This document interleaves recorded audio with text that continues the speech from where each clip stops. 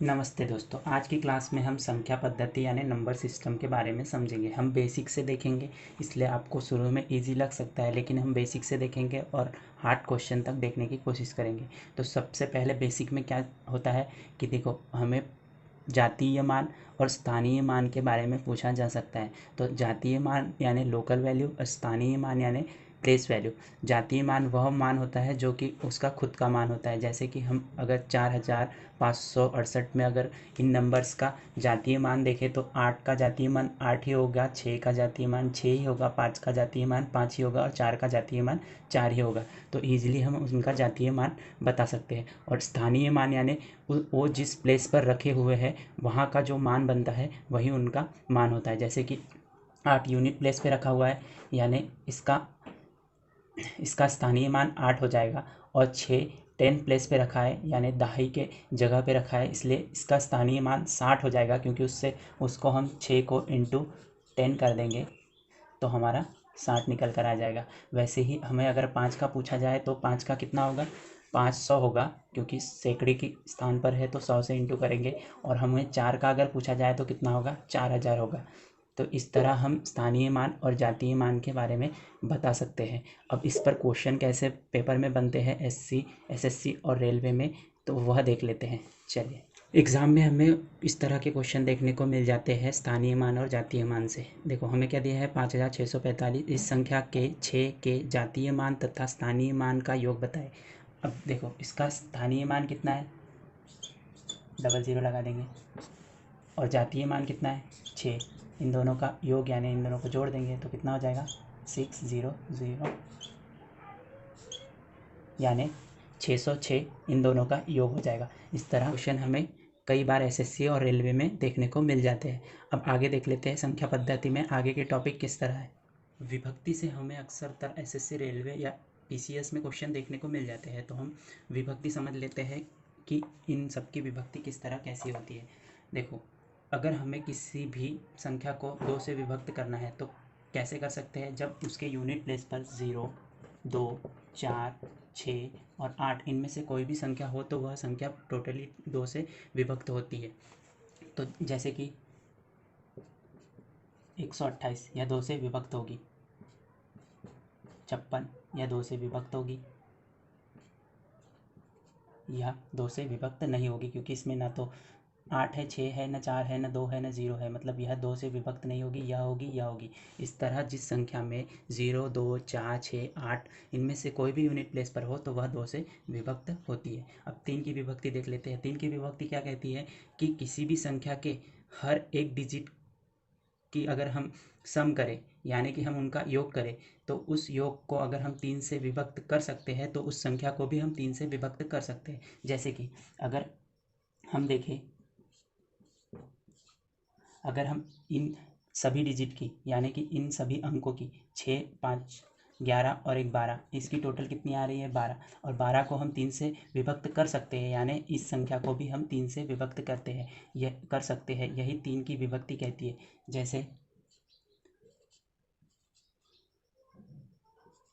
जब इसकी हम टोटल करेंगे, जब इन सब संख्या की टोटल करेंगे, 9, 10, 4, 14, 5, 15, 15 को हम विभक्त कर सकते हैं, यानी हम इस संख्या को भी 3 से विभक्त कर सकते हैं। बस यही कहती है 3 की विभक्ति। अब हम 4 की विभक्ति देख लेते हैं।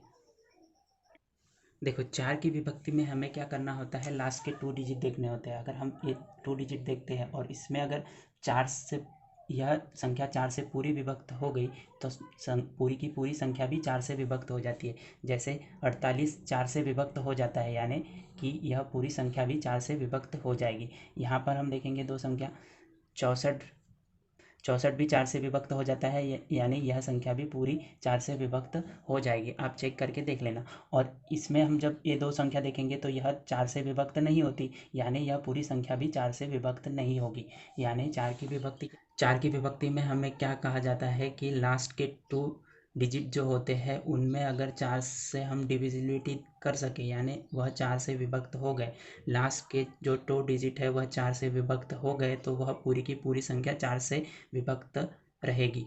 यही होती है 4 की विभक्ति। अब 5 की विभक्ति देख लेते हैं। 5 की विभक्ति सिंपल है। 5 में क्या, यूनिट प्लेस पर क्या होना चाहिए, 0 या तो 5, या तो 0 या तो 5। अगर 0 5 होगा तो ही वह संख्या 5 से विभक्त होगी, वरना नहीं होगी।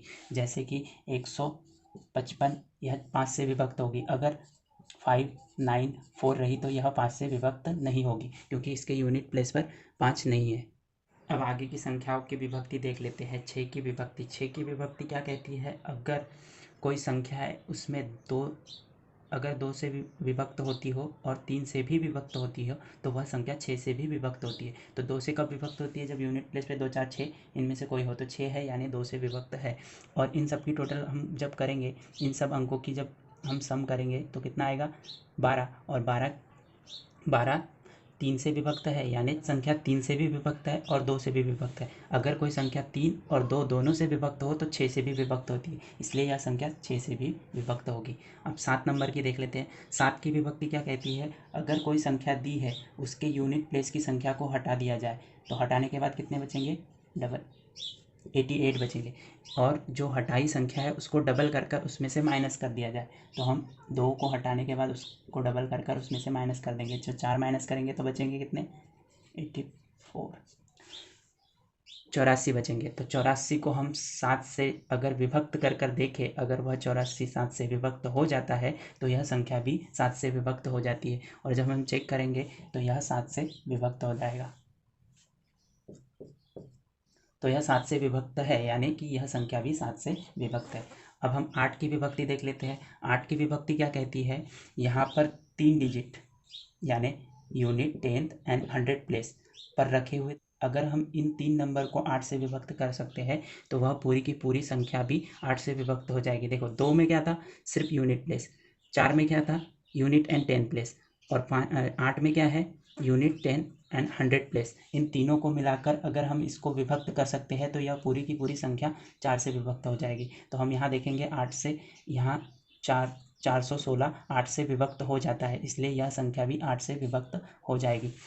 अब नेक्स्ट देख लेते हैं 9। 9 की विभक्ति सेम 3 की विभक्ति की तरह काम करती है, यानी कि इनके सभी अंकों की जब हम सम करेंगे, इन सब अंकों की जब हम सम करेंगे और वह सम को अगर हम 9 से विभक्त कर सकते हैं तो उस पूरी संख्या को भी हम 9 से विभक्त कर सकते हैं। यह 9 की विभक्ति कहती है। तो देखो जब हम इनकी सम करेंगे तो कितना आएगा, 7 और 5 12 और 6 18। 18 को हम 9 से विभक्त कर सकते हैं, यानी इस संख्या को भी हम 9 से विभक्त कर सकते हैं।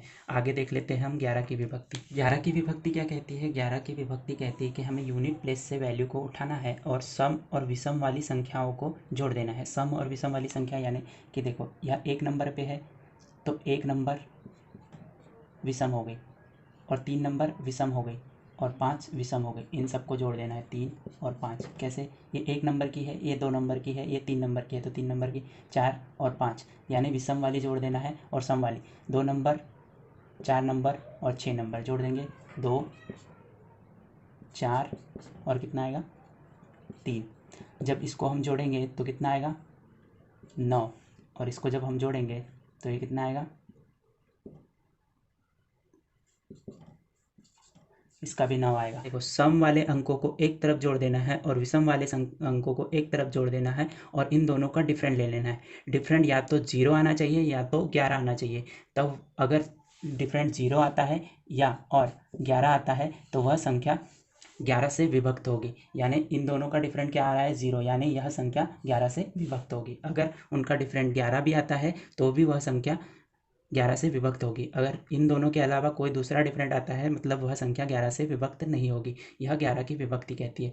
यह सब की सब विभक्ति मैं आपको आखिरी के पेज पर लिख कर दे रहा हूँ, आप इन सबको पढ़ लेना।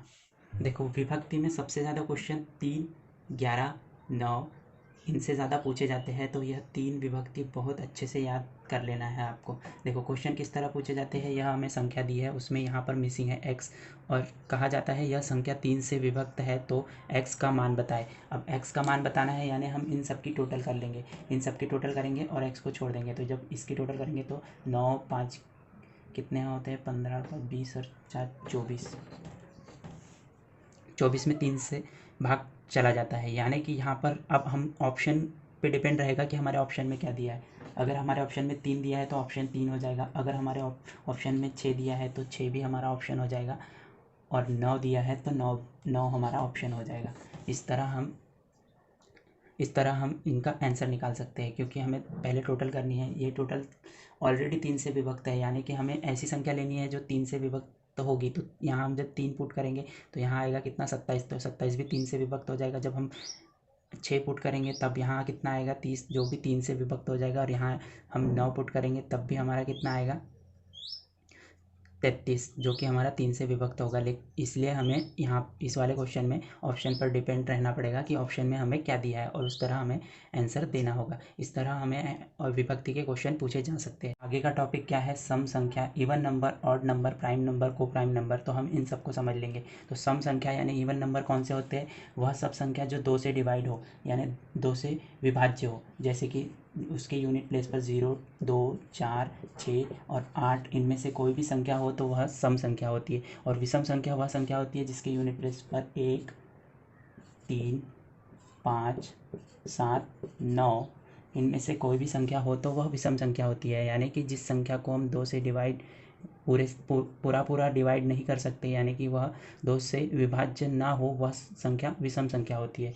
जिसके यूनिट प्लेस पर 1, 3, 5, 7 हो वह विषम संख्या होती है। तो चलिए आगे देख लेते हैं अभाज्य संख्याएं यानी प्राइम नंबर। प्राइम नंबर वह नंबर होते हैं, वह प्राकृतिक नंबर होते हैं जिनके गुणनखंड सिर्फ 2 होते हैं। एक पहला गुणनखंड होता है 1 और दूसरा वह खुद। जैसे कि 2 का गुणनखंड गिना जाए तो 1 और 2, इसका 1 और 3, इसका 1 और 5, इसका 1 और 7। तो इस तरह के इन नंबर को अभाज्य संख्याएं कहते हैं। तो इस पर हमें कौन से क्वेश्चन पूछे जा सकते हैं, इसमें देखो ये वाली पूरी की पूरी मैंने अभाज्य संख्या 100 तक की लिख दी है। इसमें हमें 100 तक कभी कभी पूछा जाता है। 1 से 50 तक अभाज्य संख्याएं कितनी है, 15 है।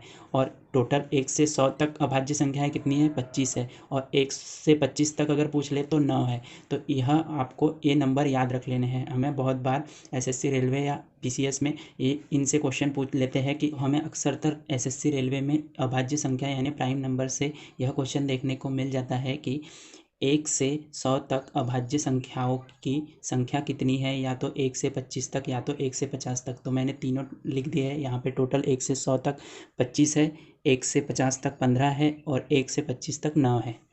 तो चलिए आगे देख लेते हैं। अब बात कर लेते हैं सहअभाज्य की यानी को प्राइम की। को प्राइम वह संख्या होती है जिसका महत्तम समावर्तक 1 हो, यानी HCF 1 हो। जैसे कि 2 और 3 इसका महत्तम समावर्तक 1 आएगा। 3 और 5 इसका महत्तम समावर्तक क्या आएगा, 1 आएगा। 6 और 7 इसका महत्तम समावर्तक 1 होगा। 9 और 11, 21 और 65 यानी कि महत्तम जिन संख्याओं का महत्तम समावर्तक 1 आता हो और उनकी जोड़ी को ही हम सहअभाज्य संख्याएं कहते हैं। इस तरह हमने इवन नंबर, ऑड नंबर यानी कि सम संख्या, विषम संख्या, प्राइम नंबर एंड को प्राइम नंबर यानी कि अभाज्य संख्या, सहअभाज्य संख्या को समझ लिया है। इसकी थ्योरी आपकी स्क्रीन पर मैं लगा देता हूँ, आप इसका स्क्रीनशॉट ले लेना और पढ़ लेना। रिलेटेड क्वेश्चन हम आगे वाले वीडियो में देखेंगे।